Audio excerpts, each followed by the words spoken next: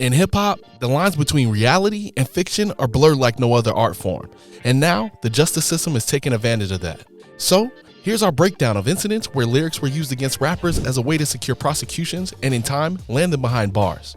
Courtesy of a few high-profile convictions, cross-examination of rap lyrics in court is receiving much attention as of late. But it's no new phenomenon. In fact, its origins go much further back than most people realize. Way back in 1996, Snoop Dogg's track, Murder Was the Case, which essentially foretold the exact situation that he found himself in, came back to bite him when it was cited during the trial that could have abruptly cut the Dogfather's career short before it ever truly began. Thankfully, Snoop Dogg avoided any jail time on that occasion, but it laid the foundations for the predicaments that other rappers would have to endure. 2 years later, West Coast gangster rapper Sibo secured an unenviable place in history by becoming the first rapper to be jailed for his bars after the lyrics, "When they try to pull you over, shoot 'em in the face, y'all," from his track Deadly Game, were deemed a violation of his parole, which stipulated that he couldn't promote a gang lifestyle. But where he escaped with just a small blemish on his record, others wouldn't be so lucky. In the 2001 murder trial of No Limit Records artist Mac Fipes, lines from the camouflaged assassin were used to secure a 30-year conviction for manslaughter. "I have lived my whole life trying to stay out of jail so I could pursue my dreams," he told NPR. "And here it is. My dream was being used against me in court. I didn't have any criminal history for them to look into," he continued. "I guess there was like, we have to find some indication that this person has a dark side."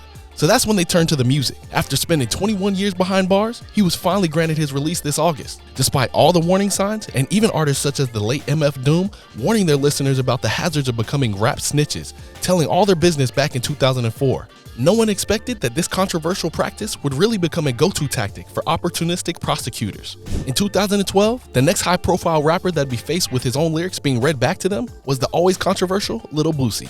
Rather than focusing on its whole discography, the judge decreed that the terms Merc and Cake from 2011 to 187 could be cited by the prosecution during Boosie's trial for the killing of Terry Boyd. In spite of the prosecution's efforts to secure the death penalty for the rapper, he was eventually found innocent of first-degree murder, but remained behind bars for a further 2 years on drug charges. 2 years on, things would intensify with the 2014 conviction of 19-year-old Pittsburgh rapper Jamal Knox, otherwise known as Mayhem Mall, under charges of terroristic threats stemming from his song F the Police. Sparking outrage from the hip-hop community, his case has since led rappers such as Meek Mill, 21 Savage, and Killer Mike to write a primer on hip-hop for the Supreme Court, which centers on how their words shouldn't be taken literally. In that same year, Brooklyn rapper Raw Diggs received 12 life terms and a further 105 years for a grand total of 14 federal charges after his lyrics and music video were presented at the trial, with the judge declaring that the court finds the content of the rap-related videos to be generally relevant in this case. But no matter how much hip-hop has protested against this tactic in the years that followed, it has been increasingly normalized, and in 2018, Texas Tay K essentially became a cautionary tale for the dangers of rapping about crimes. Recorded while he was on the run from the cops, the song and video for his now infamous hit, The Race, were admitted as evidence, and soon after the trial began, the 19-year-old was handed a 55-year sentence for murder and robbery. Then, in 2019, the most high-profile example of on-record references facing this scrutiny came during the federal testimony of Tekashi 6ix9ine.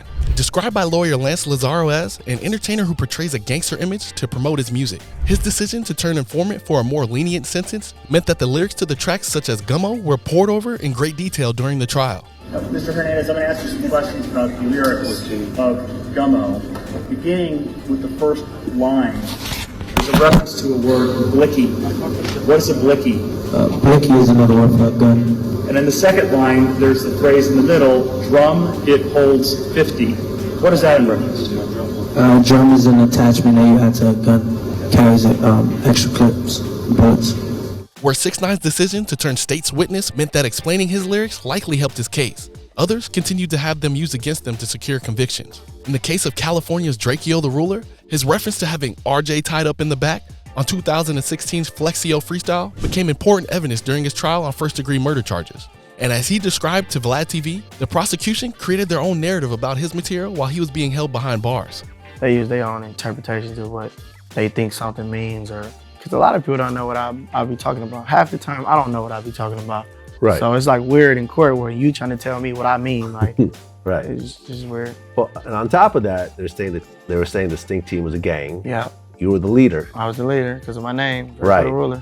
While Drakeo was eventually acquitted, the concept of using an artist's performance to imprison them is at the forefront in YNW Melly's case, as both his bars and that of other MCs are being weaponized. Facing a double murder conviction, his lawyers had previously expressed concerns that the incarcerated rapper's music would be used in court. But now, they've gone one further by claiming that an alleged confession video that the prosecution have referred to is actually just Melly quoting another artist. In reality, this so-called confession video features Melly doing what many music fans do, repeating the lyrics of a favorite song by one of his favorite artists. The song 4:30 a.m. by Kevin Gates, said Melly's lawyer, Raven Liberty, with Melly's legal team suggesting that the racial aspects of this type of misleading, selective prosecution are painfully obvious. This is something that hip-hop is fighting against, and on his 2020 mixtape, Thank You for Using GTL, which was recorded over the phone from jail, Drakeo the Ruler acknowledged on 2020's Fictional, arguing that, if you're gonna use my music against me, I expect you to use it the same way you would country music, punk rock, metal, jazz, whatever, blues, whatever. Treat rap the same way you're gonna treat any other genre. You're not gonna hold Denzel Washington accountable for his role in Training Day, so don't do the same thing with my music.